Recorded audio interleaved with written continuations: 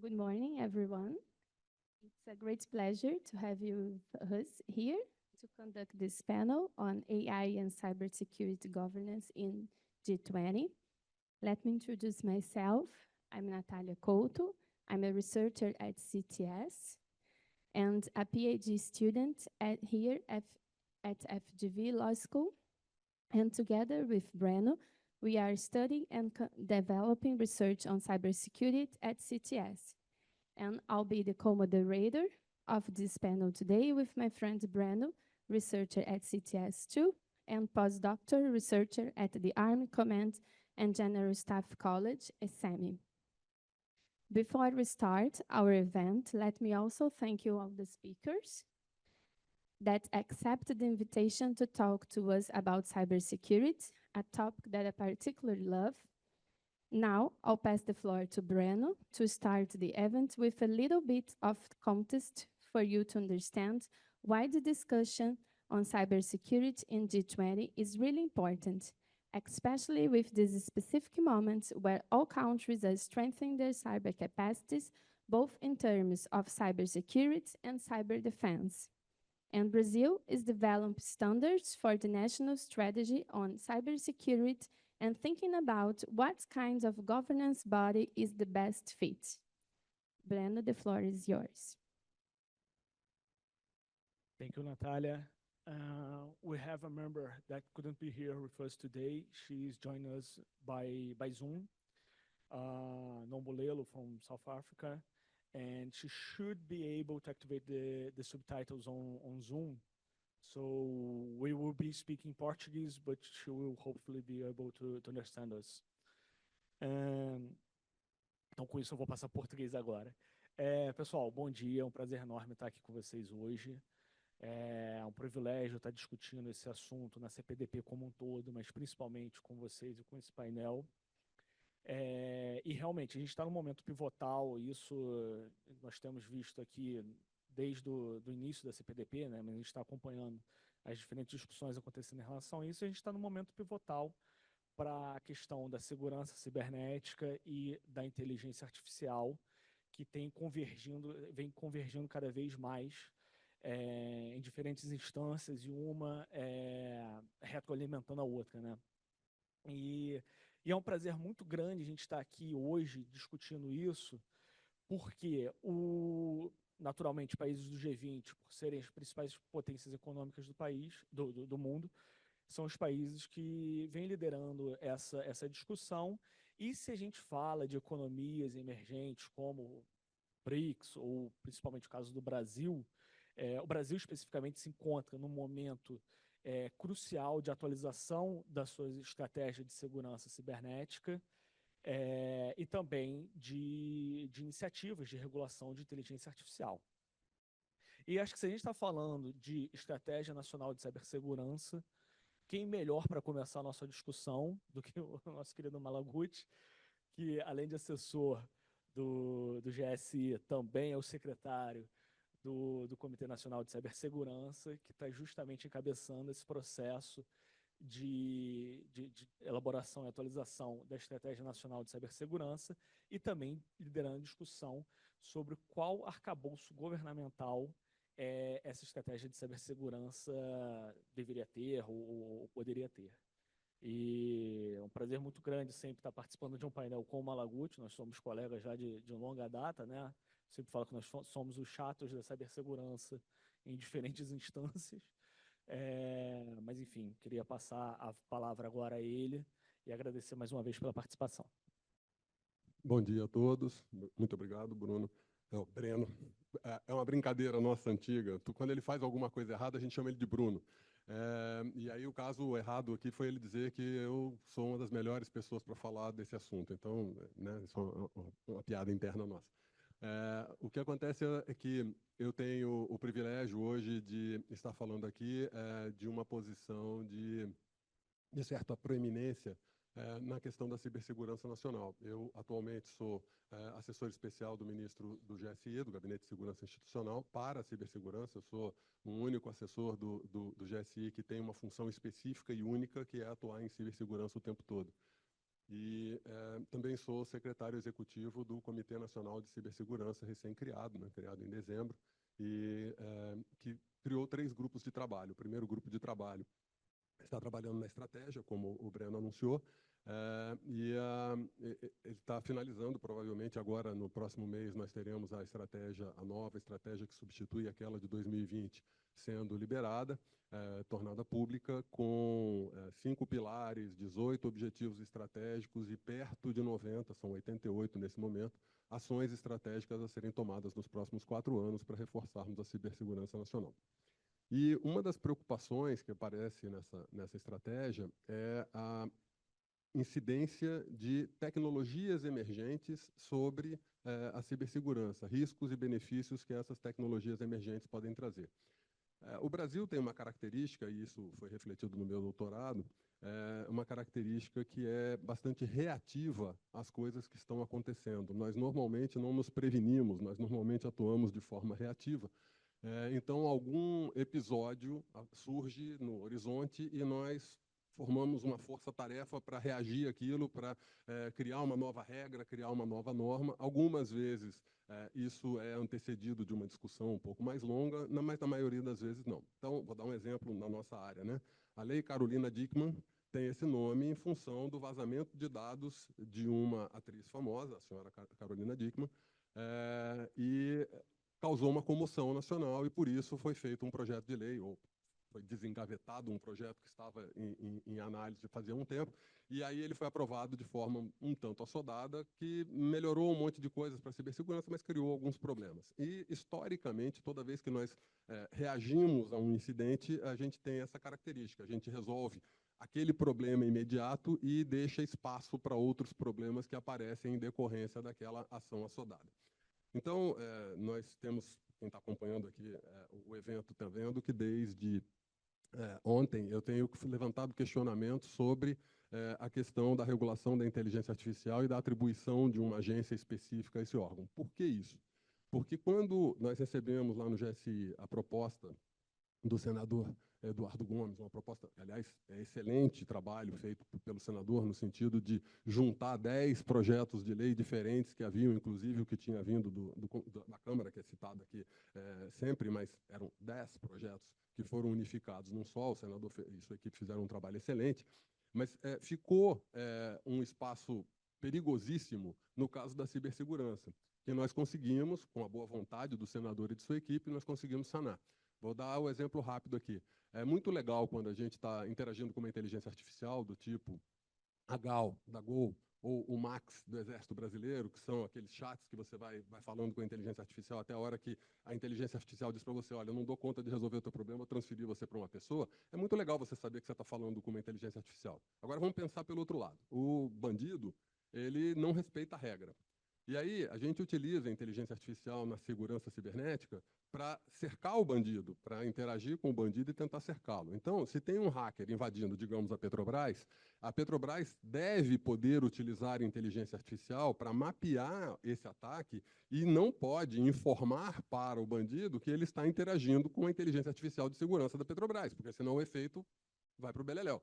Então, a gente tinha essa preocupação e nós fomos falar para o senador, senador, é muito legal no dia a dia as pessoas bem intencionadas serem informadas de que a inteligência artificial é que está interagindo com elas. Mas para as pessoas mal intencionadas, nós não podemos ser obrigados a fazer isso. E aí nós temos que entender o seguinte, nós como governo, nós como cidadão que respeita a lei, nós somos obrigados a fazer o que a lei dita, mas o bandido não faz. Então ficaria uma luta muito injusta, muito assimétrica, como nós dizemos em termos de ciberdefesa, ficaria muito assimétrica essa discussão entre o lado do bem, o lado que quer proteger o cidadão, e o lado do mal, o lado que quer agredir o cidadão. Então, nós conseguimos interceptar essa discussão no momento final, praticamente, dela, porque pretendia se colocar em discussão aquele relatório do senador 9 dias depois, e a equipe do senador foi muito atenciosa e prestou atenção e fez alguns ajustes no projeto de lei para contemplar isso. Mas o problema é que, tendo essa questão pequena que eu trouxe para vocês em mente, existem diversas outras que podem não estar bem entendidas ainda. A exemplo do que eu comentei ontem, e foi abordado no painel recente aqui, de que Inteligência artificial e dados pessoais têm um cruzamento, na minha modesta avaliação, da ordem de 5%. 95% dos sistemas de inteligência artificial sequer tocam em dados pessoais. O professor argentino, chileno, aqui ontem, o Alberto, ele falou que no Chile está se usando para análise hidrológica, para análise climática, para análise de queimadas. No Brasil, a gente utiliza inteligência artificial, e isso não toca dados pessoais em nada. Então, a grande maioria, eu diria 19-1, tá, dos sistemas de inteligência artificial não toca em dados pessoais. E aí a gente decidir que a gente vai colocar a ANPD como órgão central do CIA, né, do sistema, interagindo com as outras agências, é uma medida interessante, é uma medida boa. Talvez não seja a mais apropriada. Mas aí o meu lado pragmático, eu venho do meio empresarial, passei 35 anos desenvolvendo sistemas, desenvolvendo software, e estou no governo há 1 ano e meio. Então, o meu lado empresarial diz, melhor alguma regra do que nenhuma regra. Então, vamos colocar a coisa para funcionar, possivelmente com a NPD, mas sabendo que talvez nós tenhamos que mudar isso em breve. E lembrando, e aí que para mim é problemática a questão, lembrando que a gente tem diversos setores que não são regulados e diversos setores que não são regulados por agências reguladoras. Vou dar 2 exemplos simples. Quem regula o setor nuclear no Brasil? A Comissão Nacional de Energia Nuclear. Ela não tem nada de agência reguladora, mas é ela quem regula o setor nuclear no Brasil. Então, quando a gente fala, a ANPD vai regular as demais agências reguladoras, nós temos que tomar 2 cuidados. Primeiro, porque a ANPD é uma autoridade nacional, ela tem quase as características de uma agência reguladora, mas o quase, né, é no detalhe que mora o diabo, né? Então, a gente tem aí um problema, ela não tem uma autonomia completa, é uma luta pela qual, inclusive, eu me engajo de tentar tornar a ANPD uma agência, de fato, uma agência reguladora, mas que tem várias dificuldades políticas e administrativas para acontecer.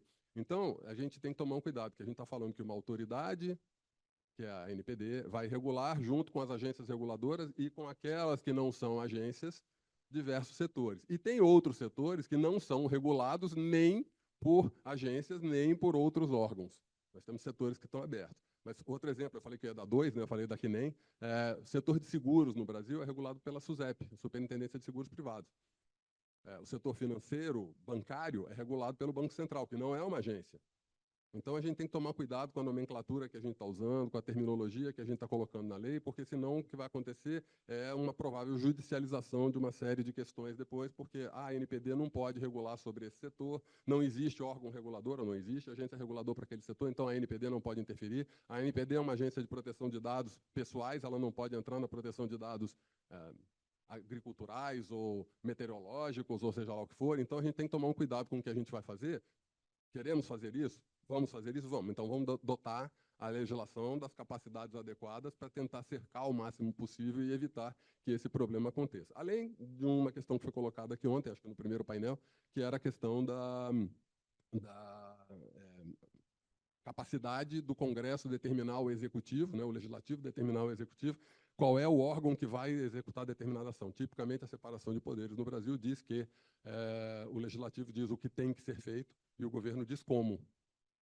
Então, se o Legislativo tentar avançar dizendo vai ser esse órgão ou aquele órgão que vai fazer isso, tipicamente, se não é barrado no plenário, é vetado pelo Executivo depois, porque o Executivo tem que preservar a sua competência.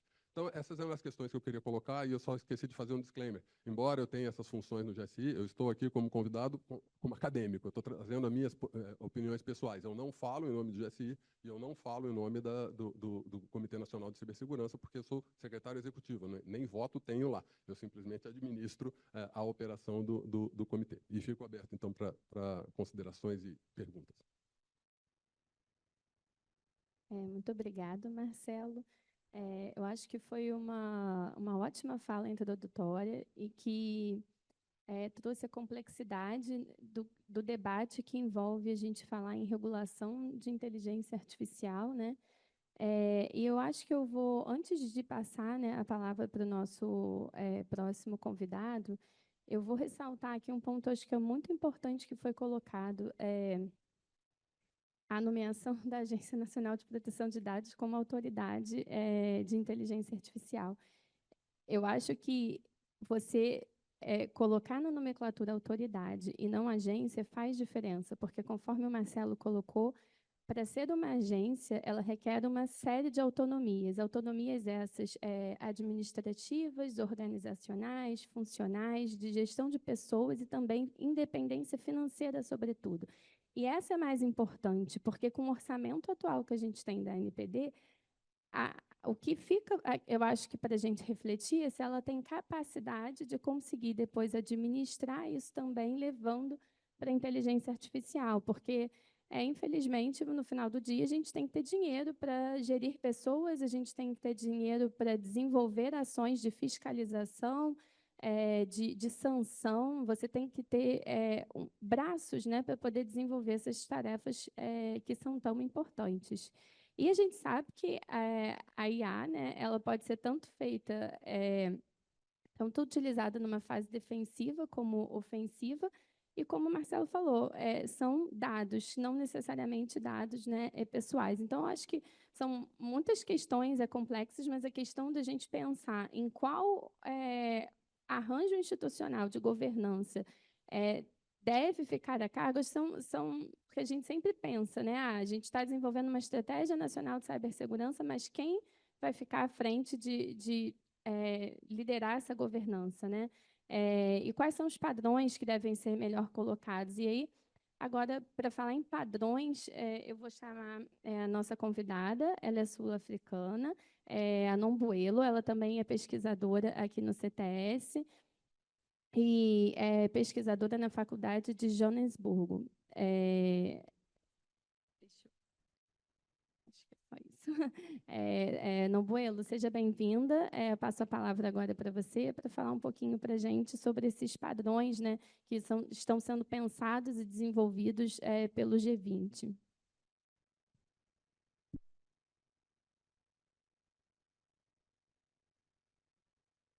My apologies. Sorry, I didn't get the question.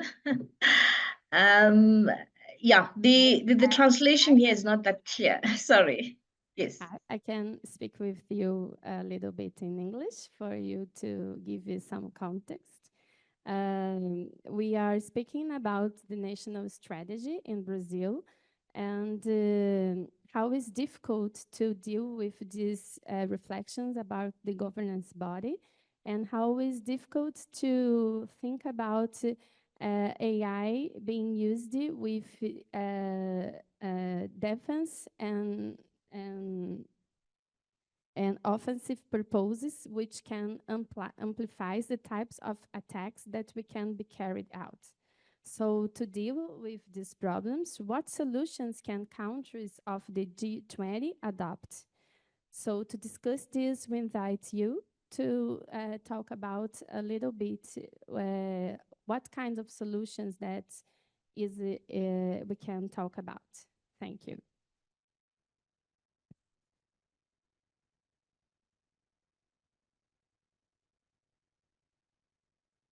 We can't hear you. Hello?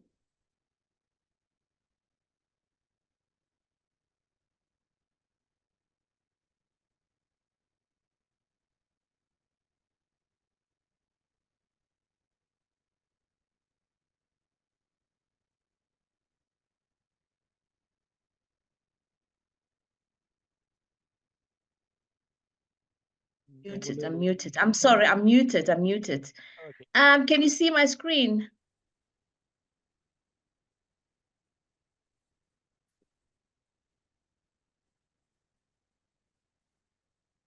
Yes, you can? Yes. Yeah. Okay. So thank you very much for the question. So I'm just going to cover a few items, especially when regarding the cyber governance and what the G20 countries need to do.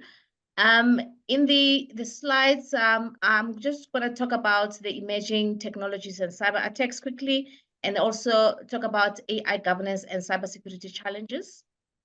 And that will also include the difference between governance and cyber governance, because that's what is important and that we need to understand in terms of what is it that the countries need to do.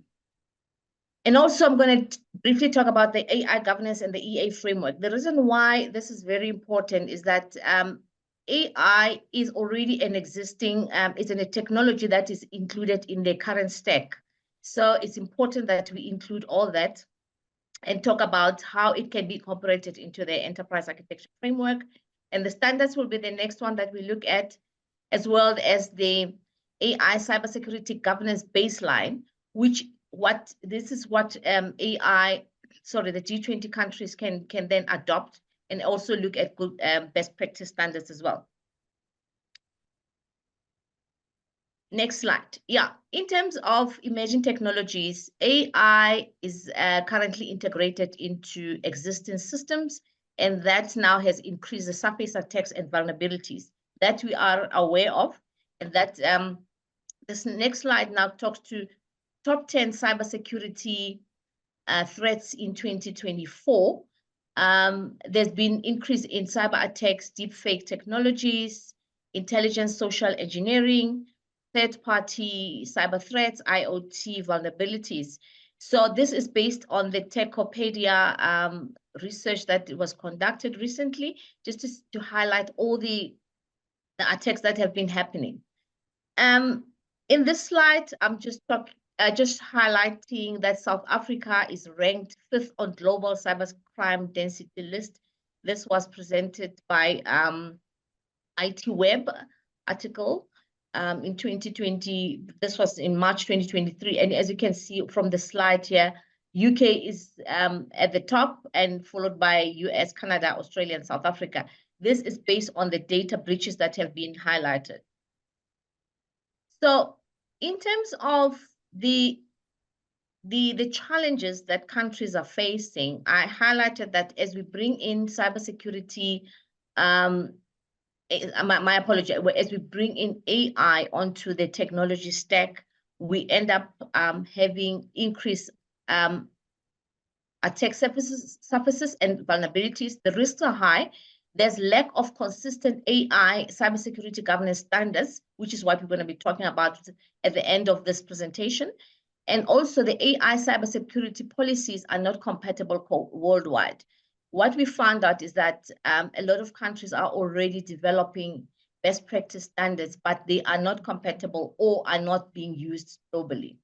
And also there's also lack of necessary skills by the people who are using the technologies, and also the cyber workforce, which at the moment are even struggling to understand the technology landscape and also managing the AI, the cyber threats. They are already now have to look at increased cyber attacks on AI systems. This slide now talks about governance and cyber security governance. I just wanted to highlight the difference between the two, because when I look at the governance side, talks about defining roles, responsibilities, process, and relationships, and that is usually internally focused. Whereas on the other side, we have the cybersecurity governance, which ensures participation, transparency, and accountability in taking measures related to cyberspace. That is now how technology interacts, and also the people using the technologies on the cyberspace. And this includes cybersecurity strategies, international agreements, processes, regulations, and cybersecurity standards. The next one now is all about how does the AI governance link to the EA framework. Why it's important to link the two is because artificial intelligence, like I said, already is a technology that is being embedded into existing technologies in organizations. It's also important to understand that EA principles ensures that technology adoption aligns with organizational core values, which is very important, and also set as a principle and a blueprint for architects to make sure that whatever applications they're bringing on board, they have defined principles and guidelines as well. It's also important to incorporate AI governance principles to the existing EA standards practices, because that can assist organizations and developers to discuss the relevant legislative regulations, because as we know that it's important also to make sure that we, as we bring in technologies, we need to make sure that we comply with regulations, especially AI. For example, TOGAF Principle 7 talks to compliance with law, which is enterprise information management, must comply with relevant laws, policies, and regulations. The reason why I'm bringing TOGAF as a framework, there are other frameworks that can be used. What's important for me is just to make sure that I am able to highlight all the different aspects of the TOGAF framework. TOGAF being the open standard enterprise architecture framework. So as you can see at the top there, you have your AI strategy and motivation in the blue column, and that is a preliminary stage, is the architecture vision. What is it that the organization wants to do, and also the alignment of the AI principles. The requirements management also important, as well as the bottom one being my apology, sorry, one back. If it's new technologies, how do we bring them in? So on this side, then you can see that's AI governance, security, risk, and compliance. So it's important that using the TOGAF framework, organizations or G20 countries can incorporate the AI principles and standards from the business architecture, systems architecture, and technology architecture. By business architecture, I'm referring to business processes within the organization, which will be enabled by the AI technology that has been defined, as well as the technology architecture, which is the platform that the AI application will be running on. So defining those standards, the rules and guidelines on how these needs to be deployed and managed is very, very important. On the other side, then we have the AI systems implementation and deployment. This is the part where it becomes very important that as we deploy or implement AI systems, we need to make sure that we define the security principles and standards, because it's important that the users are able to integrate and use secure systems. Included on that is the AI technology enhancement. That is under one column also on H. Why is that important? As the technologies changes and as we bring in on board new technologies, AI technologies, it's also important that we define the principles and guidelines on how the organization can go about using the technology, secure technologies, and also making sure that those systems that we are developed with the security in mind.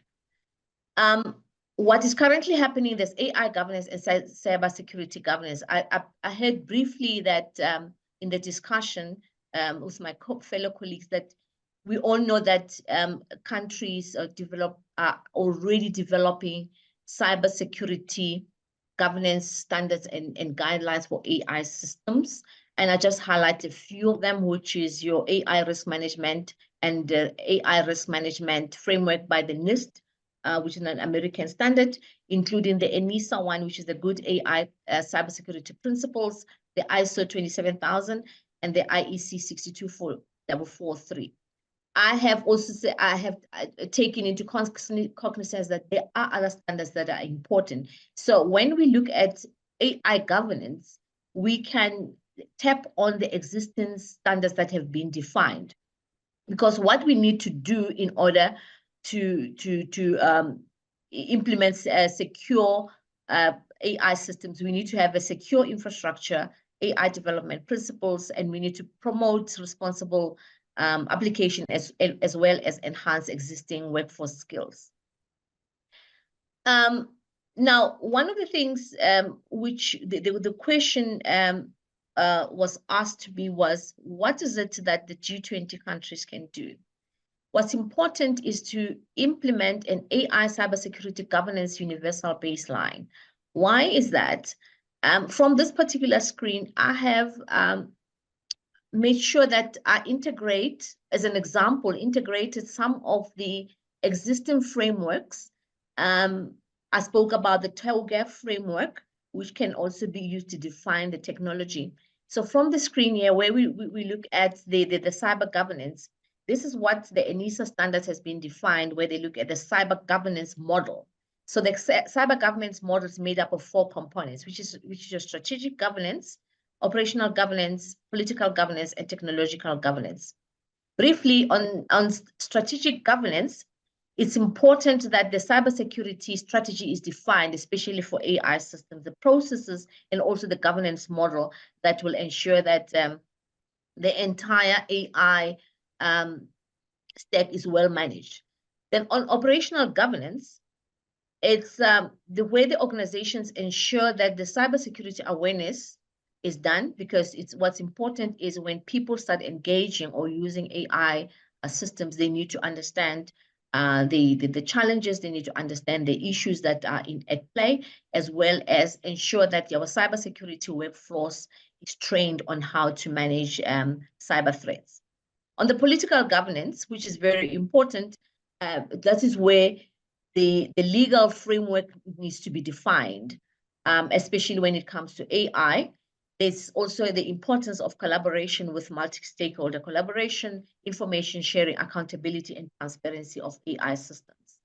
Then on technological governance, it looks at the AI tools, the specification. Like I said, there is a link to the TOGAF framework that I have outlined in my previous slide, and see how the two can be combined and used effectively as a universal baseline that can be used. So the universal baseline, from where I'm sitting, it can be a practical tool that can guide the G20 nations in terms of looking at good practices. For example, effective AI cybersecurity governance can be achieved through establishing AI governance baseline, like I said, the previous slide, developing a multifaceted defense in-depth approach, because when we look at AI, we look at the entire stack, what needs to be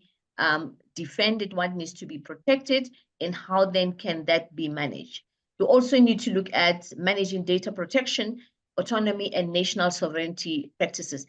Those are embedded within the entire governance model, from the enterprise architecture into the entire AI governance model. There's also developing transparent, secure, ethical, related, responsible AI. In one of the slides, especially when we looked at the TOGAF, in terms of developing of systems, it's important that the developers understand the regulations and the ethics of developing responsible AI systems. Important, again, is also ensuring that it's multinational and sectoral collaboration to allow digital data sharing.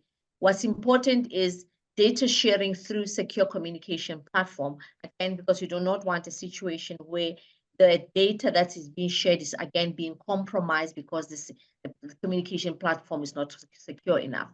And lastly, then there's the effective use of AI systems and skilled cybersecurity workforce through awareness and training. I thank you. That was my presentation in brief, to say, if we have to look at what needs to be done, you know, the framework itself, it sounds practical, and it can be adjusted, it can be amended to suit any industry, it can suit any sector, it can suit any nation, using also the existing standards and practices that had been outlined. So that can then be used as one of the guiding principles that the G20 nations can use. Yeah, I thank you.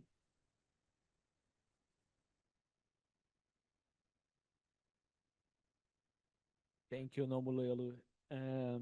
I'll be speaking in Portuguese, but slowly, hopefully that will give Zoom enough time to translate it.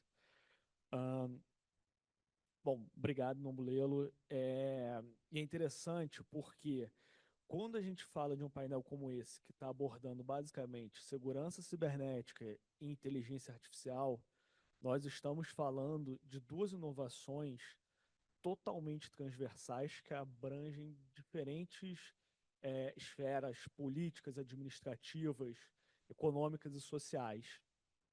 E isso, inevitavelmente, traz uma série de desafios legais, administrativos, governamentais. Então, tendo esse universal baseline que a Nombulela trouxe, nos dá uma luz, de certa forma, de como que a gente consegue iniciar o processo de vencer esses desafios que tem um elemento teórico, tem um elemento político e tem um elemento prático. E muito é debatido, né, quando a gente coloca inteligência artificial, segurança cibernética como inovações disruptivas, e aqui eu me refiro a inovações disruptivas não como um termo genérico, mas como um conceito acadêmico de uma inovação que efetivamente altera a competição entre diferentes atores, seja no mercado econômico, seja na esfera política. Uma inovação disruptiva na forma da questão cibernética, dos desafios que a questão cibernética, que o ciberespaço propõe, e agora potencializados pela inteligência artificial, que proporciona ganhos em termos de volume e velocidade, até então inéditos, eu acho que a gente tem a configuração dessa inovação disruptiva. E na condição de inovação disruptiva, muito tem sido discutido aqui nesse painel e nos outros painéis também, as adaptações governamentais e políticas e institucionais para isso. E o primeiro passo para isso talvez seja justamente ter esse baseline universal, que também é transversal na sua natureza. Então, você tem uma solução transversal para um problema transversal. Enfim, podia ficar discutindo isso aqui horas, mas eu preciso passar a palavra em algum momento. E agora eu queria convidar a Nina a falar com a gente um pouquinho. Ela é diretora do Instituto da Hora, também é pesquisadora da Recode e da Unicamp, e também é Ford Fellow de 2024 aqui com a gente. Nina, a palavra está com você.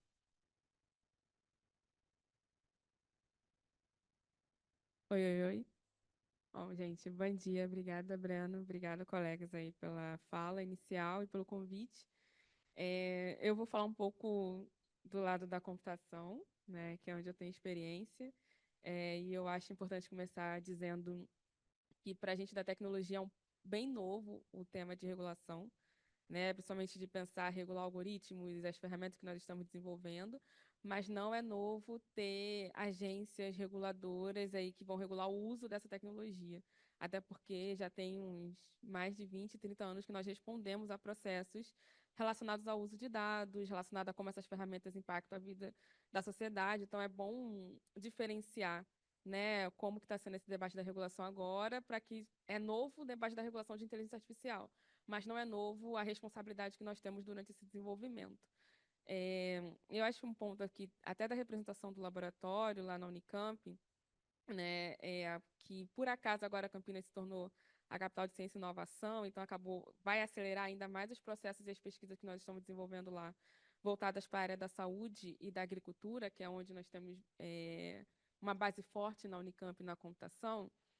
Nós estamos identificando agora alguns desafios nos processos durante o desenvolvimento nos laboratórios, antes de chegar nas empresas e Big Techs. Eu sei que ontem e provavelmente hoje em outros painéis vocês vão ouvir muito sobre Big Techs e regulação, algoritmos muito do ponto de vista das Big Techs e sempre relacionando às startups e às empresas. Mas é importante trazer o olhar da pesquisa acadêmica, que é onde nasce os algoritmos e todos os processos que nós estamos utilizando hoje como ferramentas de inteligência artificial. Então, um dos desafios que nós estamos identificando no laboratório e, consequentemente, nas organizações de terceiro setor, que trabalha próximo, né, dos laboratórios lá em Campinas e aqui no Rio, é o desafio de nós, enquanto pesquisadores, ter a preocupação de seguir um framework ético. Tem o framework ético da universidade, né, para quem não tem uma noção que todos nós temos que seguir para qualquer projeto de pesquisa, e tem os diferentes frameworks que está sendo proposto aí durante a regulação, durante esse debate, até por conta das eleições. Uma das dificuldades é, de fato, escolher qual framework nós vamos seguir para poder desenvolver as pesquisas e não paralisar a inovação, né? Eu sei que existem argumentos eu não diria argumentos, mas opiniões muito fortes de que regulação paralisa a inovação, mas nós lá na universidade não aderimos a essa prática, né? Pelo contrário, nós esperamos que a regulação nos ajude a decidir o framework ético durante o nosso desenvolvimento, durante a pesquisa.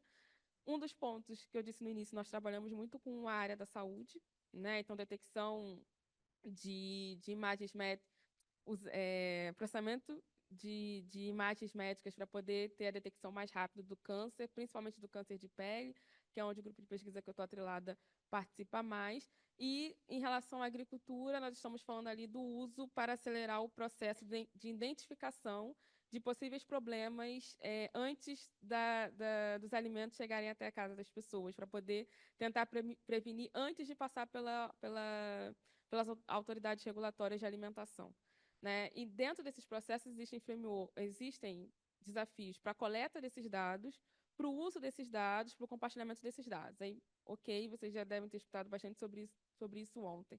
Mas existe um outro desafio de como que nós pensamos os algoritmos desde o início, tá? Pré-coleta de dados, né? E esse desafio, ele, durante a discussão de regulação da inteligência artificial, não só no Brasil, mas principalmente na Europa, fica invisibilizado porque tem poucas pessoas da computação que estão dedicadas a participar dessa discussão de regulação. Ora por conta do tempo, ora porque alguns realmente ainda acreditam que não é uma discussão que deveria estar sendo feita agora, né? Vulgo que foi adiado mais uma vez a votação da regulação no Brasil, justamente com esse argumento. Então, é importante chamar a atenção para isso, porque muito se discute sobre a regulação em relação aos dados, coleta, uso, processamento dos dados, mas nós temos um desafio muito maior, que é durante o desenvolvimento dos algoritmos, e isso aí não vai ser exposto de forma prática em debates como esse, porque envolve outros processos e tomar de decisões que muitas vezes não podem ser abertas por questões, né, da privacidade do projeto, né, e do desenvolvimento da pesquisa em si. Então, é importante também diferenciar, quando nós usamos a palavra ética dentro desse contexto da regulação, que já existe a ética que é implementada, desenvolvida e muito bem colocada em prática nas pesquisas. E a ética que estamos tentando discutir de forma prática na regulação envolve mais sobre o uso, né, a parte moral e infelizmente, na minha opinião, está muito dedicada às empresas, big techs e startups. E a gente esquece que os fundamentos que nós estamos discutindo aqui, eles nascem nas universidades. Então, para finalizar, eu acho que dentro desses diferentes frameworks que estão sendo compartilhados, desenvolvidos, discutidos, nós precisamos, de fato, pensar nesses frameworks a partir dos fundamentos. E os fundamentos, eles, neste momento e há muito tempo, não estão sendo desenvolvidos só em espaços do setor privado. Obrigada.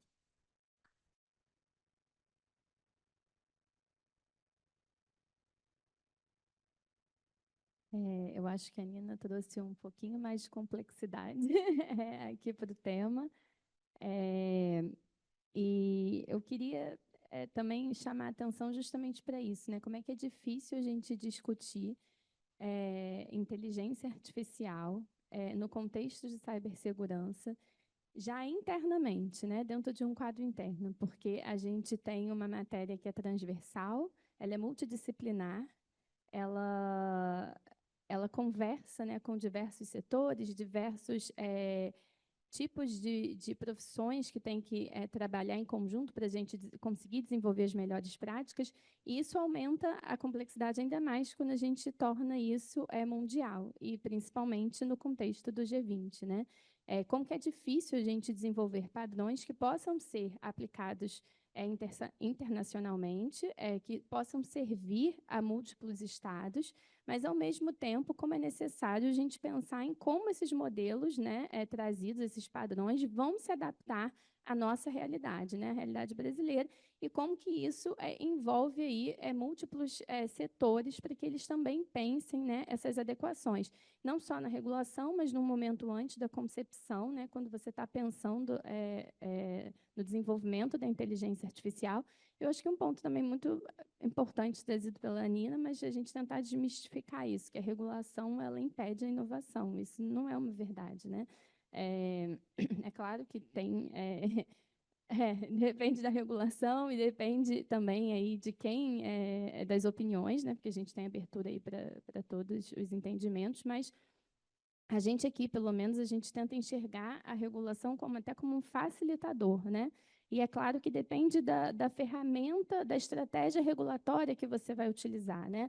Você não necessariamente você precisa ter uma regulação de comando e controle rígida, com aplicações de sanções, mas você pode tentar implementar no desenvolvimento da regulação mecanismos em que permitam a facilitação do desenvolvimento do próprio negócio, que é justamente o que a gente pensa e imagina que seja o ideal. O nosso próximo participante, ele infelizmente também não pôde estar aqui conosco, é a Olga Cavalli.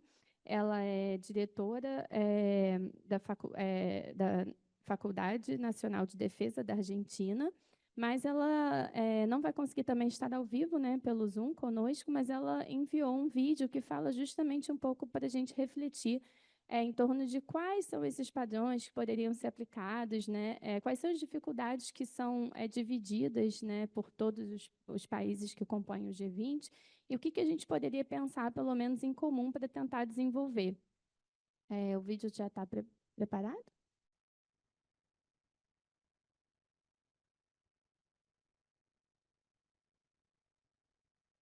Pode colocar.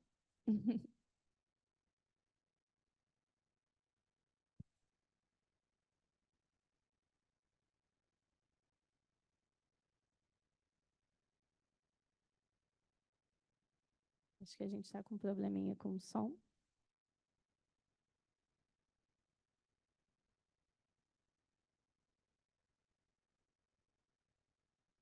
A gente pode inverter também, passar, de repente, a palavra para o Igor.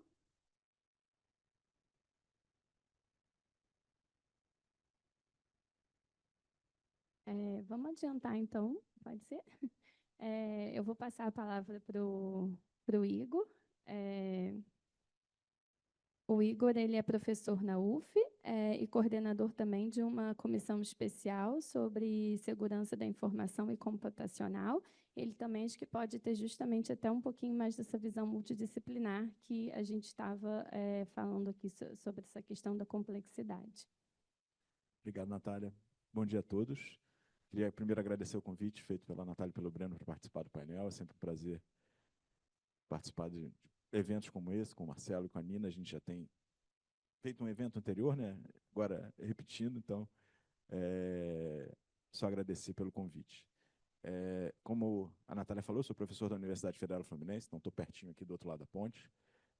Coordeno a Comissão Especial de Cibersegurança, a gente acabou de mudar o nome para ficar mais curtinho e contextualizado, da Sociedade Brasileira de Computação. Também coordeno o Comitê Técnico de Cibersegurança da Rede Nacional de Ensino e Pesquisa da RNP e faço parte também da Rede Brasileira de Cibersegurança, como a Nina, a Natália e o Breno, que está ajudando na organização do evento. Então, eu tenho um roteiro preparado. Breno, só pode me prestar o passador de slide.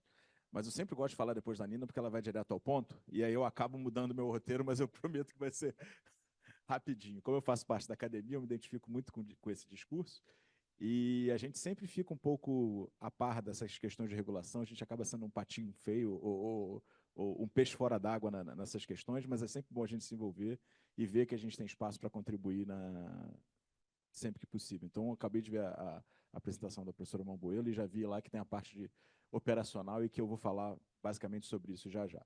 Mas só pegando o gancho aqui da Nina, para não deixar passar, isso que ela falou é bastante importante hoje, tá?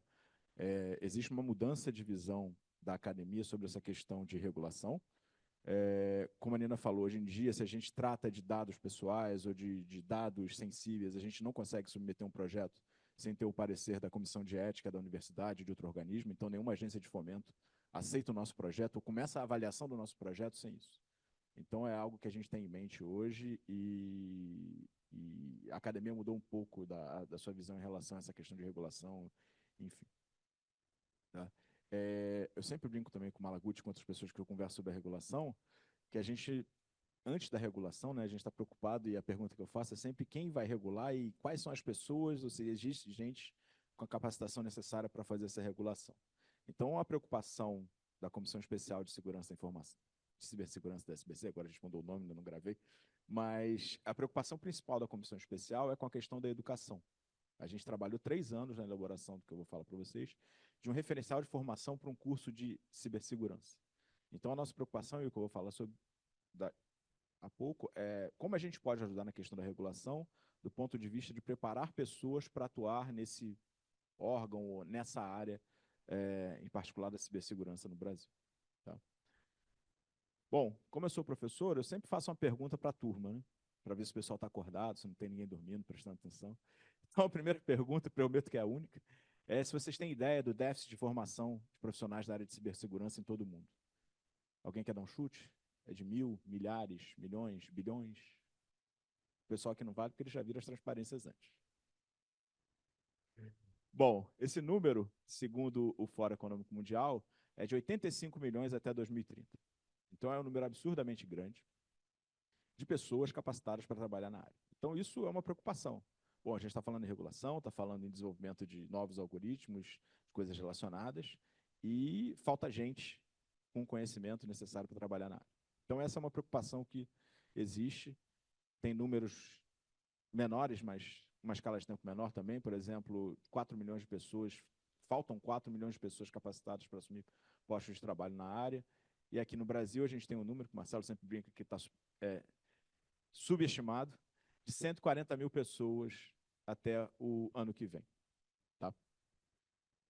Bom, e uma das coisas que trouxe essa aproximação foi a criação da Política Nacional de Cibersegurança, e uma coisa que a academia fez a academia se aproximar é que lá no texto da Política Nacional de Cibersegurança, nos seus princípios, é mencionada a questão da educação e do desenvolvimento tecnológico. Então, se é uma preocupação da política nacional, as pessoas que fazem educação ou que conduzem a educação e que fazem pesquisa e desenvolvem inovação na área, precisam estar envolvidas. Tá? Então, está lá nos objetivos também a questão da educação, desenvolvimento, treinamento técnico profissional, promover inovação científica, tecnológica e por aí vai. Então, se está na política, as pessoas que fazem isso, como eu falei, querem se envolver e querem participar e querem contribuir. De que forma isso pode ser feito? Existe Malaguti, é o secretário executivo do Conselho Nacional de Cibersegurança, e a gente tem representantes da academia no conselho. Então, o Luca, aqui da FGV, é um dos representantes, a gente tem representantes do CPQD, da RNP e por aí vai, e que atuam nessa área de pesquisa e desenvolvimento. Então, essa é uma questão importante de ser colocada. Bom, como eu tinha falado, durante 3 anos, desde 2020, né, ele foi finalizado em 2023, a gente continua no processo de regulamentação, que eu vou falar já já, mas a SBC definiu um referencial curricular para um curso de bacharelado em cibersegurança. Então, quem quiser acessar, esse referencial está disponível na biblioteca digital da SBC, é gratuito. A gente já tem cerca de 1.500 downloads desde que ele foi publicado lá no final de 2023. E o que contém esse documento? Tá? Esse documento ele é organizado em 8 eixos de formação, que a gente chama, que cobrem diversas áreas da cibersegurança, desde a segurança de dados, passando pela segurança de redes, segurança de conexão, até aspectos humanos em cibersegurança, que é uma questão super importante, e as questões que a gente trata de regulação, de ética, que está lá englobado nesse último eixo, né, que a gente chama de segurança e sociedade. Mas é uma visão bem pessoal da computação. Então, tem lá no início uma formação em computação, um ciclo básico de computação, enfim. Aqui é só a estrutura do documento, não vou entrar em detalhes, mas basicamente para cada eixo a gente define competências. Vocês não vão encontrar lá quais disciplinas vão ter nesse curso, qual é o conteúdo, qual é a referência bibliográfica daquela disciplina. A ideia é dizer o que a gente espera de um profissional que atue nessa área. Tá? E outra publicação derivada desse referencial de formação é que tem uma edição atual da revista Computação Brasil, que é publicada pela SBC, que tem artigos sobre o referencial. Então, basicamente, o que a gente fez, tem um artigo sobre cada tópico do referencial. Então, também, se quiserem acessar, é gratuito, está disponível na biblioteca digital da SBC. Bom, como é que é o desdobramento, né? Qual é o desdobramento principal, qual é o objetivo da SBC quando ela lançou esse referencial de formação? O objetivo principal era fazer com que esse referencial se tornasse base para a elaboração de uma diretriz curricular nacional que é de responsabilidade do Ministério da Educação, mais especificamente do Conselho Nacional de Educação. E dando continuidade a esse processo, no último mês, não, esse mês, né, no início desse mês, a gente se reuniu com o Conselho Nacional de Educação e foi criada uma comissão para avaliar a criação dessa diretriz curricular nacional. Então, já foi criada a comissão está trabalhando na análise desse documento, que vai servir de base para a criação desse currículo de formação em cibersegurança, que é um primeiro passo importante para que outras instituições adotem esse currículo e a gente comece a formar profissionais específicos nessa área aqui no país. Tá? É uma coisa bastante recente, tem poucos lugares no mundo. Então, essa vamos dizer assim, é um ótimo momento para se fazer isso, porque em outras conversas, né, eu até comentei, a gente tinha comentado isso no outro painel, é uma área muito atrativa. Tá? Desde crianças até adultos e profissionais de outras áreas estão se interessando cada vez mais pela cibersegurança. Como o Breno falou, é um tema transversal, multidisciplinar. Então, é o momento da gente trazer mais pessoas para a área e formar pessoas, capacitar pessoas nessa área. Então, só para finalizar, o que a gente tem feito agora, além do referencial, do curso, a SBC lançou há poucas semanas um plano de inteligência artificial. Então, é um documento com contribuições para outros atores que trabalham na área possam ler e criar esse ambiente de discussão e mostrar que a SBC pode contribuir, pode discutir sobre o tema. E aí, como a gente não quis ficar para trás, o pessoal de cibersegurança, a gente está planejando também lançar o nosso planejamento estratégico da área, e a gente começou a trabalhar isso há poucas semanas. A SBC já deu, a direção da SBC, né, já deu o sinal verde para a comissão especial, e a gente está começando a discutir isso internamente, e em breve a gente deve ter o texto. A previsão é que a gente tenha no final de setembro esse texto para lançar e para que possa ser discutido por toda a sociedade. Bom, pessoal, obrigado mais uma vez pelo convite, era isso que eu tinha para falar.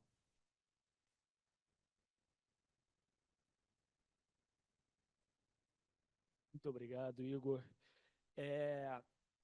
A vantagem de participar desses painéis é que a gente consegue pegar, ao mesmo tempo, a dimensão técnica e uma dimensão também, no caso governamental, que tem esse pé no mercado privado, lógico, mas essa dimensão também de políticas públicas. Porque, de novo, como a gente está falando de uma área tão transversal, quando a gente está se referindo à segurança cibernética e agora com a questão da inteligência artificial, comumente, e a gente observando esse debate, observando como vem evoluindo essas matérias ao longo do tempo, a gente via inicialmente um velho oeste, né? uma terra sem lei. Agora a gente vê princípios de regulação, agora a gente vê iniciativas de educação, principalmente. A questão da escassez da mão de obra em segurança cibernética, ela é gigantesca, ela afeta não só o Brasil, mas o mundo todo, como o Igor muito bem trouxe. E não é que não exista não existam pessoas qualificadas para isso. Elas precisam ser absorvidas institucionalmente, politicamente, através de medidas e de políticas públicas que consigam potencializar essas iniciativas já existentes. Então, por exemplo, a Nina também trouxe a questão dos algoritmos. A inteligência artificial que a gente fala, que tem sido falado de forma tão ampla e genérica, está muito enraizada nos algoritmos que não são minimamente novos. Entendeu? Inclusive, só uma observação, a Nina trouxe a questão, principalmente da inteligência artificial na saúde. Nós temos, se eu não me engano, mais 2 painéis hoje que vão falar especificamente de inteligência artificial e saúde. Se eu não me engano, um deles imediatamente após o nosso, inclusive aqui no Centro Cultural, quem tiver interesse. Então, assim, só para daqui a pouco já passar para o vídeo da Olga também. Eu acho importante a gente ter essa visão dos dois lados da moeda da inteligência artificial e segurança cibernética, que é a dimensão técnica e a dimensão de políticas públicas, que tem sim que estar casadas umas com as outras, porque senão não vai para frente. A questão a regulação impede a inovação. Pelo contrário, às vezes eu acho que a regulação dá até, de certa forma, um norte ou então uns fundamentos para que a gente tenha a inovação e ela aconteça de forma ética. Ainda mais quando a gente está falando de uma inovação tão disruptiva quanto a inteligência artificial, que promete ganhos literalmente transhumanos, né? Então, eu acho que é importante a gente ter essas duas dimensões da mesma moeda, esses dois lados da mesma moeda, casados um com o outro. Por isso que é tão interessante essa composição do painel como a gente está vendo aqui agora. Para falar um pouquinho mais disso, agora sim, o vídeo da Olga, a Olga que, como a Natália apresentou, é diretora da Faculdade Nacional de Defesa da Argentina. A Olga nesse momento está num avião se deslocando, então por isso que ela não pôde participar pelo Zoom também, então ela contribuiu com o vídeo. Eu vou deixar ela fazer a apresentação dela muito brevemente, o vídeo realmente é curtinho, e aí a gente consegue partir para as perguntas. Hi, hello, colleagues. I am Olga Cavalli. Presently, I am in Buenos Aires, but unfortunately, at the time of this very interesting panel and very interesting conference, I will not be able to be online. In synchronicity with you, I will be in a plane. And I was also planning to visit you in Brazil, but unfortunately, other working commitments have me in this moment in another place in the world traveling. So I am sending this video. Have a PowerPoint, but don't panic. It's not very long. It's just to show you some interesting information that I want to share with you in relation with this panel. And of course, I will send it to you after my short brief presentation. And what I would like to focus now is a document that was produced by the Secretary of Innovation. At the time I was working for them. Now I have a different role in the National Defense Faculty. But last year this document was produced, and we worked, some of us, in producing this document. That I think it's important. It is not binding to the organizations, but it's an interesting reference that was developed in the government in Argentina. So what we noticed when we started to think about this document, or think about these rules that could be developed, is there is a demand for a responsible artificial intelligence coming from the government. So we thought that having a document as a reference could be a good idea. The problem with governments is they need to have this very difficult balance. Balance is difficult in life, but in governments is extremely difficult. You have to take care of privacy, you have to take care of security, you have to innovate, make progress. You have to be competitive at the national and international level, and you have to support to grow the economy. So all this together, that some of these things are they don't get along well, especially privacy and security. So these are competing interests, and they really impact any national process that, or regional or international, that where you want to build some kind of commitment or consensus. So it's not easy to facilitate debates. We can see this in all these United Nations processes for cybersecurity and cybercrime that take long time. Of course, different interests in the same space make things more difficult to agree and have some consensus and commitments. So I will present briefly now in 5-6 minutes the contents of these documents. Here below, and I will send this short presentation to you, is the link to the document. The document is called in Spanish Recomendaciones para una Inteligencia Artificial Fiable. These recommendations for a trusted artificial intelligence. And the basis of the document is the G20 Ministerial Meeting on Trade and Digital Economy. Yes, Argentina is a G20 member country. And some concepts in it is innovative digital technology provides opportunities for economic and productive development of nations. But as I said this in a moment ago, this is challenging for governments and for countries. So it's important to adopt a human-centered artificial intelligence principles and incorporate these principles in all the phases of any artificial intelligence project. So this is the general concept of this document, which was used to produce it. And I'm highlighting some part of the documents, but you can go in deep. It's in Spanish, but it's not difficult now to translate documents to other languages. And how to establish an adequate degree of information security in development based on artificial intelligence. So this is one part of the document. So one thing that it's recommended is to establish a diverse and multidisciplinary work team. Not easy, especially in governments. Understand the scope of international standards and regulations, best practices, improve transparency, controlling the people that access the systems and that use the applications and develop the applications, test vulnerabilities, try to take the time to test the systems, and include authorities with responsibility on security. What needs to be considered?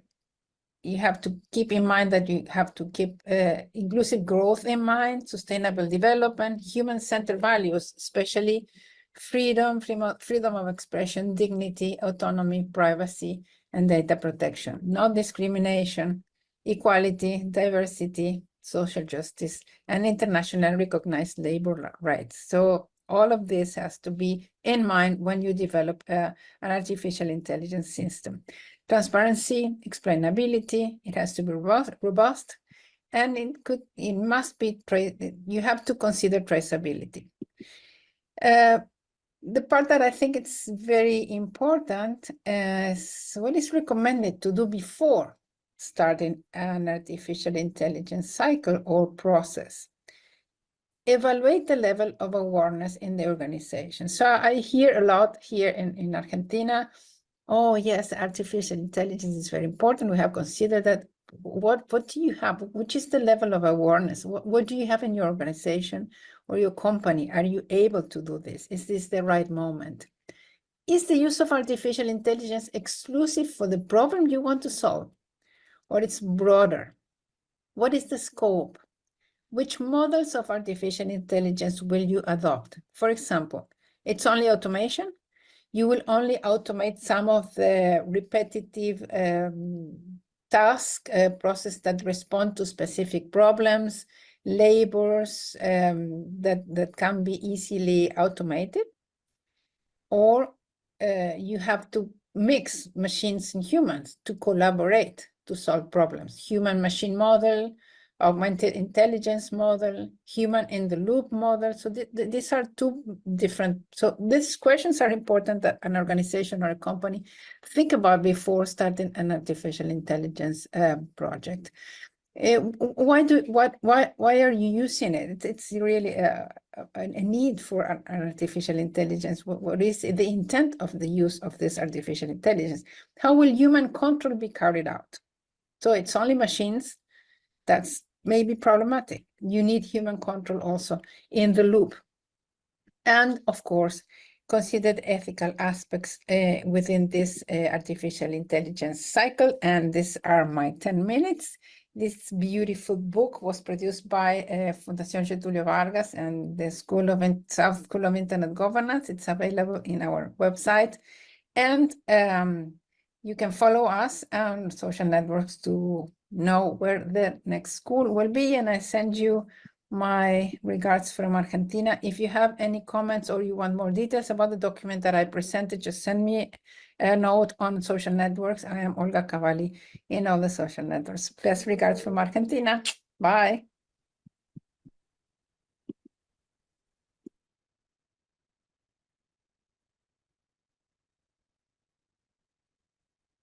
Foi muito bom, né, esse vídeo da Olga, porque ela também conversou bastante com o que a gente precisa fazer, quais são as ações que a gente precisa prestar mais atenção.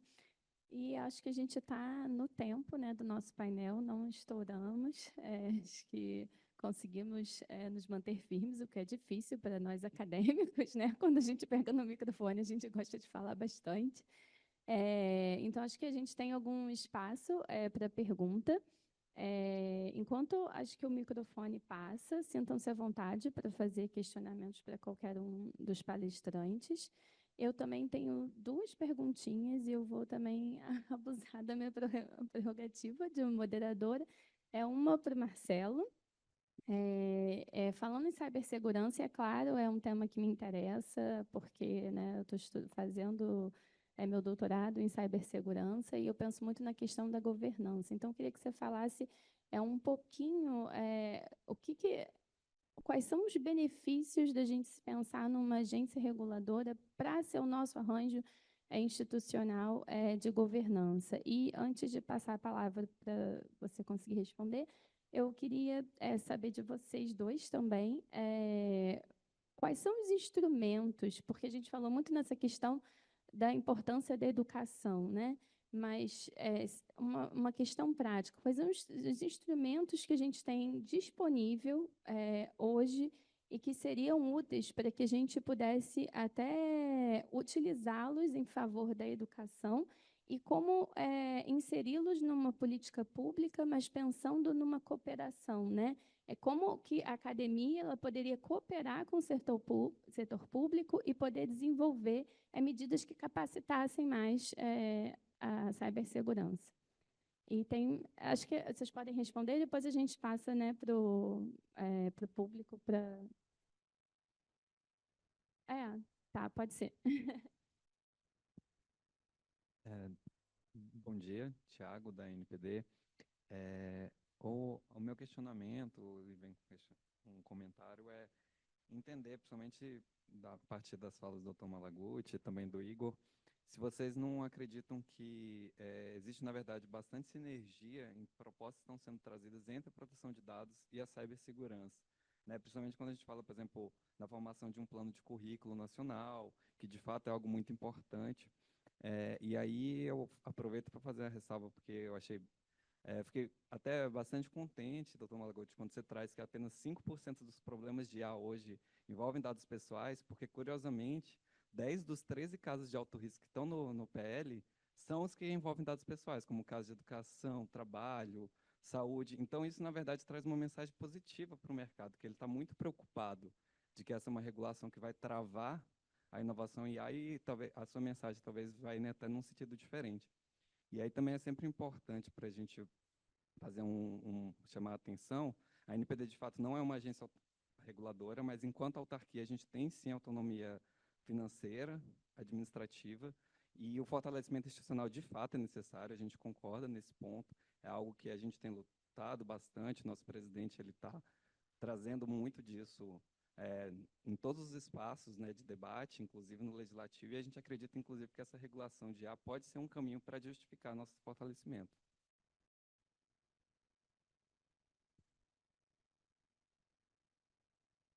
Mais alguma pergunta? Ok, então eu vou tentar fazer um apanhado aqui, acho que dá para juntar tudo numa única resposta. Vamos começar primeiro com a questão da cibersegurança e sua relação com a inteligência artificial e com a proteção de dados. É mais ou menos óbvio que esses três assuntos se tocam, e se tocam com razoável superfície de contato. Isso fica mais claro ainda, essa percepção fica mais clara ainda quando a gente observa que o Congresso Nacional recentemente fez uma proposta de uma comissão mista que trata exatamente, o nome dela é Comissão Mista de Proteção de Dados, Inteligência Artificial e Cibersegurança. Ou seja, os três assuntos são percebidos pelos congressistas, e comissão mista, para quem não está acostumado com a linguagem do Congresso, significa um conjunto de senadores e um conjunto de deputados tratando desse assunto simultaneamente. Ou seja, a intenção é dar celeridade para a discussão desses três temas, que, como eu disse, são três temas distintos, o nome separado indica isso, mas que se tocam com uma superfície de contato considerável. Quando a gente fala da questão do número de órgãos reguladores e da percepção da sociedade, está naquele comentário inicial que eu fiz, aliás, inicial não, acho que foi no painel anterior, da percepção brasileira, temos uma crise, e aí temos que resolver essa crise. Então, quando a população percebe uma grande ameaça, um grande risco nos sistemas de inteligência artificial, é porque ela está percebendo aqueles que a tocam no dia a dia, que ela percebe no dia a dia. Quando eu vejo um anúncio de que a Meta, hoje, né, formalizou que está, saiu publicamente, né, ela tinha formalizado ontem, que ela está atendendo determinação da NPD de que ela vai parar as atividades de inteligência artificial no Brasil utilizando dados pessoais, é muito legal, porque a NPD está fazendo o papel dela, o Estado está fazendo o papel dele, e o setor privado está obedecendo, como a gente imagina deve ser feito. E aí a sociedade respira aliviada. Mas isso não resolveu os problemas da inteligência artificial, isso resolveu aquele problema específico que foi observado que, no contexto geral, afeta dados pessoais. Só que você não vai ver um clamor popular para que alguém interrompa uma pesquisa de inteligência artificial que envolve dados hidrológicos da Amazônia. E tem pelo menos 2 que eu tenho conhecimento que estão em andamento. Similarmente, a Nina trouxe questão de pesquisa agrícola. A gente ouviu ontem o caso da pesquisa de antibióticos. Isso não afeta dados pessoais, não vai haver um clamor popular para que interrompam isso, para que alguém regule isso, para que alguém trate disso. Embora isso deva ser tratado, isso deva ser regulado, isso deva ser protegido, porque pode, no futuro, afetar a vida das pessoas. De que forma nós vamos fazer isso? Vai ser com a NPD? Bom, pode ser. A NPD é um órgão competente, tem pessoas do melhor calibre, tem se dedicado, faz um trabalho, um esforço enorme para instituir um processo de governança, e esse esforço vai ser aumentado, porque vai ter trabalho adicional, mas espera-se que tenha recursos adicionais para fazer isso. Se a decisão for essa, que assim seja, como eu falei, eu tenho um espírito muito pragmático. Precisamos ter um regulador, não tem outro regulador melhor qualificado, então que seja a NPD. Tem um processo diferente possível, curto prazo, então vamos estudar esse processo. Se não tiver, siga com o que temos. Ajustamos depois, melhoramos depois, não, ficar procurando pela perfeição não vai levar a lugar nenhum. O fato é que tanto a proteção de dados quanto a inteligência artificial são muito tocadas pela cibersegurança. A gente viu aqui na apresentação da nossa colega argentina que existem pelo menos 4 processos, a Nombulelo também falou a mesma coisa, existem pelo menos 4 processos que afetam o desenvolvimento de inteligência artificial, e em 3 deles nós temos problemas de cibersegurança antes de falar de dados. Inclusive, no caso da colega argentina, ela citou o acesso de pessoas ao site de desenvolvimento. É uma questão de proteção física, não é nem de cibersegurança, é uma questão de proteção física que antecede tudo isso. Então, a gente tem essas coisas todas se relacionando e levando a uma conclusão inevitável. Nós vamos ter que conviver com a inteligência artificial, nós vamos ter que conviver com problemas de dados, sejam pessoais e sejam corporativos, ou da natureza, ou sejam do que for, e nós vamos ter problema de cibersegurança. Como é que nós vamos lidar com essas 3 coisas? Se vai ser... Eu ouvi um tempo atrás uma proposta de criar um Ministério do Digital. Não resolve nada, porque o Ministério não tem capacidade regulatória, então não resolveria o nosso problema. A gente precisa de um arranjo institucional diferente. Se vai ser com 3 agências, se vai ser com uma agência, se vai ser com 2, dividindo funções, ou se vai ser um conjunto de autarquias especiais que trabalham em conjunto com as outras autarquias especiais e não autarquias, como a SUSEP, como a CVM, que regula a Bolsa de Valores, e outros órgãos aí igualmente importantes, reguladores, a gente tem que definir e tem que começar a trabalhar e perceber qual é a extensão do problema e ir corrigindo o nosso rumo conforme o andamento, conforme a possibilidade. De fato, o que me preocupa, institucionalmente falando, é a cibersegurança, como pesquisador, como temática que eu trabalho. E aí, a sua pergunta é como é que nós podemos fazer o arranjo, por que a gente entende que a agência regulatória é o melhor modelo? Bom, porque é o arranjo que funciona no Brasil. Bem objetivamente, bem francamente, poderíamos ter arranjos melhores, só que nós teríamos que criar um mecanismo regulatório completamente diferente daquele que nós temos institucionalizado desde 1996, quando foi criada a ANEEL, Agência Nacional de Energia Elétrica. Caiu no gosto do brasileiro, ou caiu na compreensão. O brasileiro pode não gostar, mas pelo menos ele compreende o funcionamento da agência regulatória, ele aceita esse funcionamento, ele administra isso no dia a dia dele. E quando eu estou falando do brasileiro, eu não estou falando só do cidadão comum, eu estou falando do empresário, eu estou falando do pesquisador, o arranjo institucional montado, ele funciona razoavelmente bem desse jeito. A gente pode reclamar da qualidade do serviço das operadoras, mas ninguém reclama da qualidade da gestão da Anatel. A Anatel vai lá, multa, cobra, bota regra, tenta aumentar a segurança, ela está fazendo o trabalho dela. Igualmente, os bancos com o Banco Central, igualmente a Bolsa de Valores com a CVM e assim sucessivamente. É claro, tem setores que a regulação está funcionando melhor, tem setores que está funcionando pior, mas isso é da natureza humana, nem tudo vai funcionar bem o tempo todo.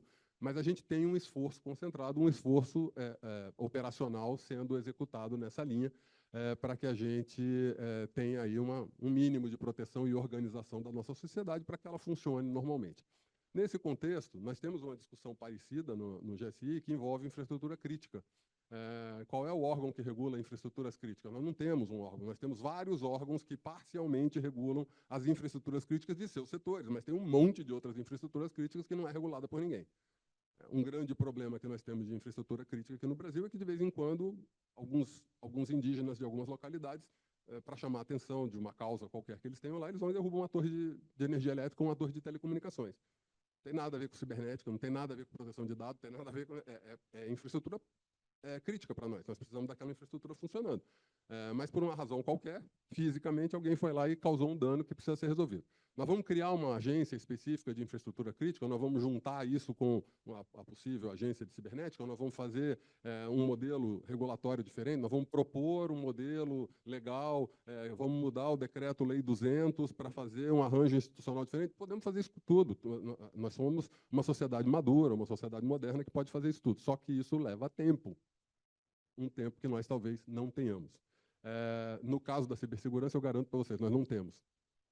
O Brasil não é a segunda plataforma digital, o segundo governo digital do mundo à toa, porque a sociedade brasileira gosta de serviços digitais, e a gente não é o 18º, correção, o 25º na lista da União Internacional de Telecomunicações, em termos de cibersegurança, à toa. É porque a gente é preocupado em oferecer o serviço, mas não é preocupado em proteger o serviço. É um descompasso enorme você ser o segundo, a quinta superfície do mundo, a sexta população mundial, a oitava economia em termos de poder de compra, o segundo governo digital e o 25º colocado em segurança cibernética. Tem alguma coisa muito errada. Parte disso, o Igor abordou, é falta de pessoal. E por que falta pessoal se as ofertas de emprego estão disponíveis, se os salários são bons? Falta treinamento, falta educação, falta preparação das pessoas para poderem exercer essas atividades. Então, essas coisas a gente está tentando, junto com a SBC, junto com o Conselho Nacional de Educação, junto com outros órgãos, melhorar isso. É um processo longo, né? Vamos criar a diretriz nacional curricular, vamos criar o primeiro curso de graduação e depois de 4 anos nós vamos ter a primeira turma de formato. A primeira turma vão ser 40 pessoas, 30 pessoas. Nós precisamos de 140 mil hoje, nos dados do Igor. Nos meus são 480. Okay? Então, nós precisamos agir rápido, mas temos que passar por esse caminho tem que ser trilhado. E aí, nessa aceitação que a sociedade brasileira tem de agência reguladora, a gente vive um momento paradoxal no Brasil. Quando a gente fala, vamos criar uma agência reguladora, o setor privado é o primeiro a protestar. Não quero, vai agregar custo, vai agregar problema.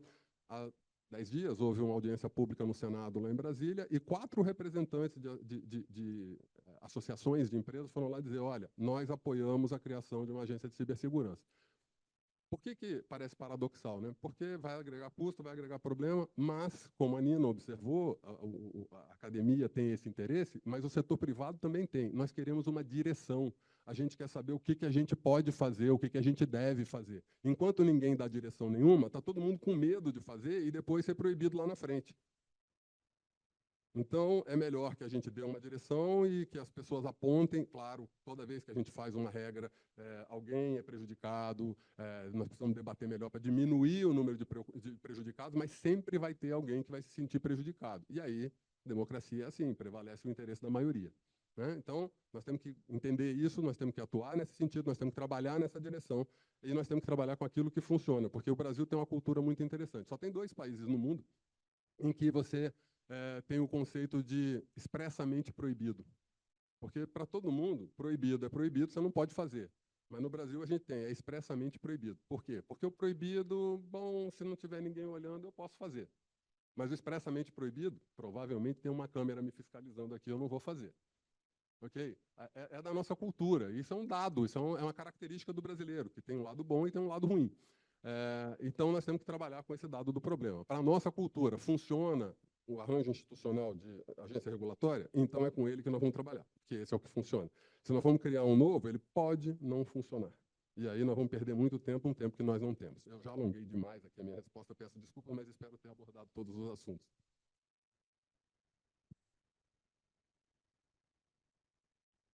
Acho que só fazendo um parênteses do que o Malaguti trouxe, é bom diferenciar que nem toda ferramenta tecnológica utiliza dados e utiliza dados pessoais. Eu sei que existe uma importância agora do clamor público e de fazer com que as pessoas da sociedade civil se engajem para a regulação, mas isso não pode provocar equívocos em relação ao desenvolvimento tecnológico e de inovação, porque senão complica de você conseguir, de fato, engajar pesquisadores da computação, especialistas, a apoiar o debate, a participar do debate de forma não só criteriosa, mas com, de fato, interesse.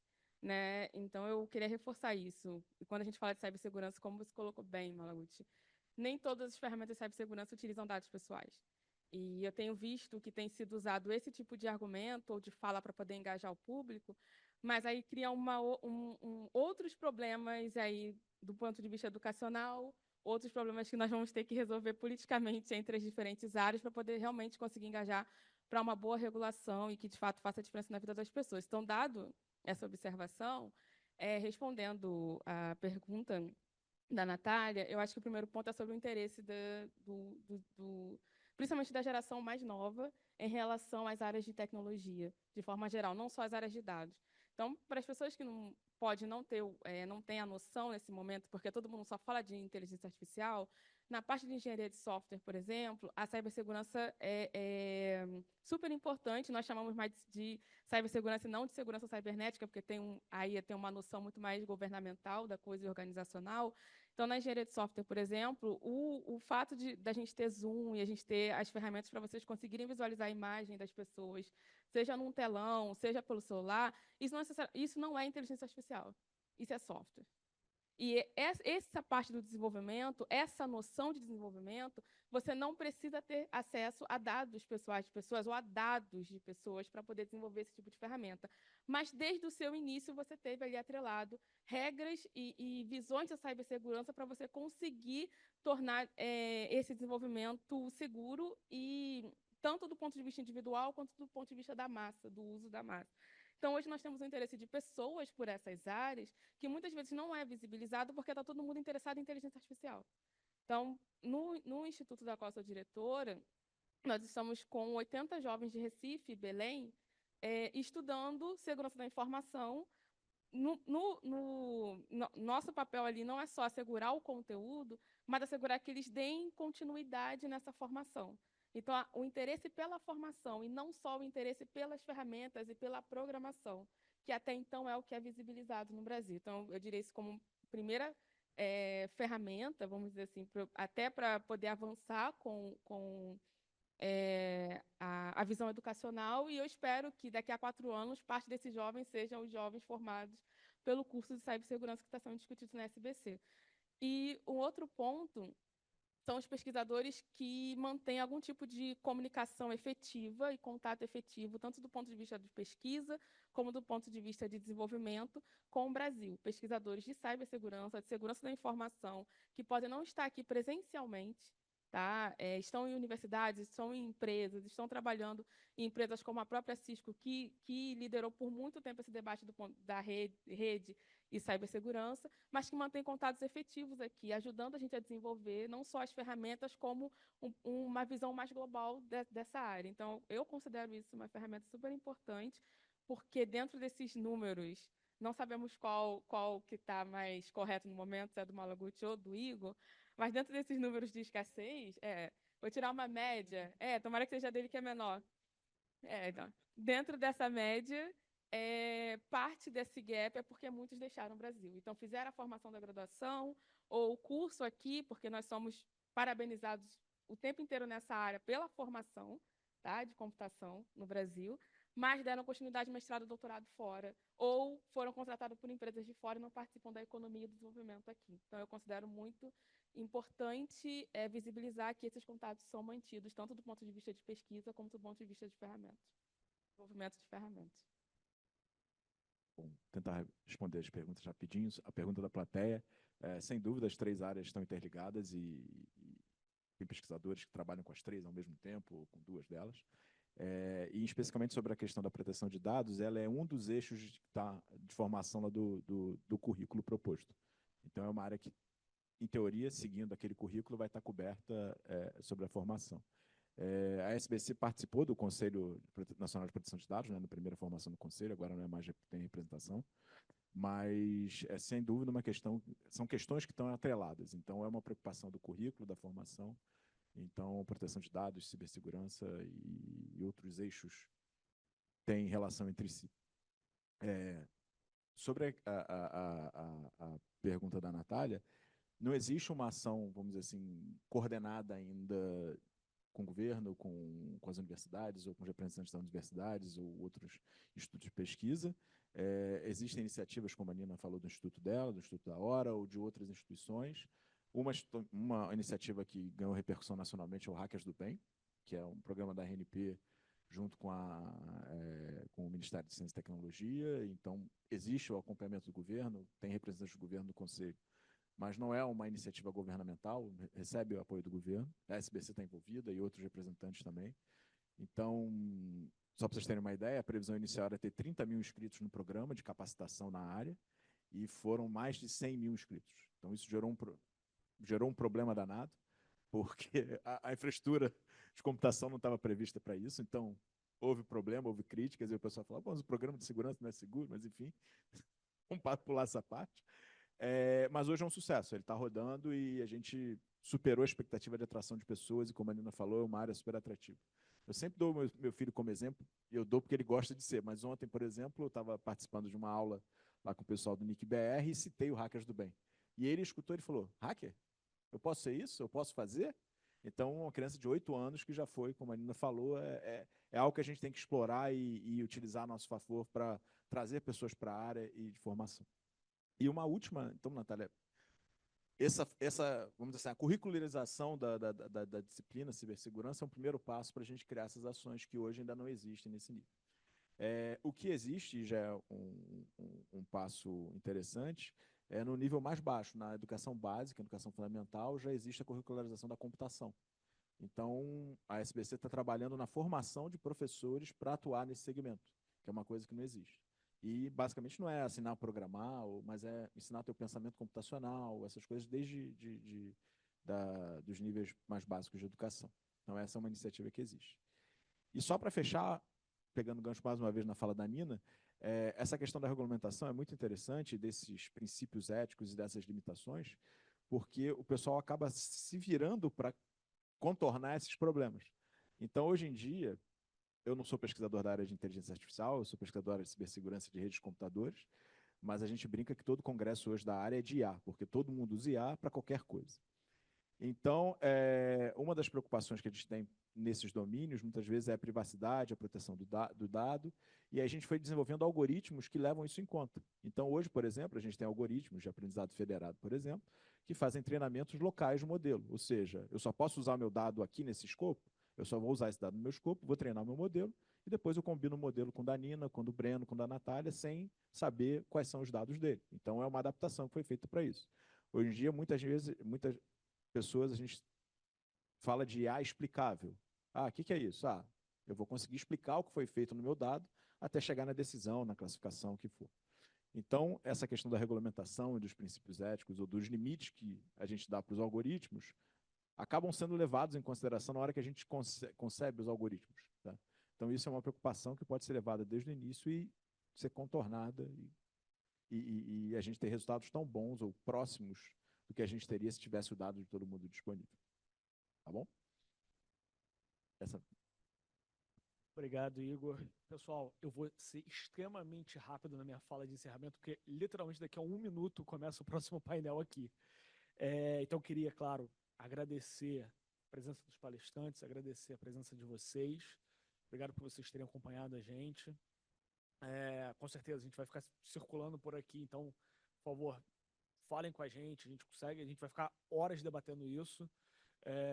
Eu vou parar por aqui, senão o Walter vai me agredir já. Enfim, queria mais uma vez agradecer vocês, agradecer a participação e agradecer aos palestrantes.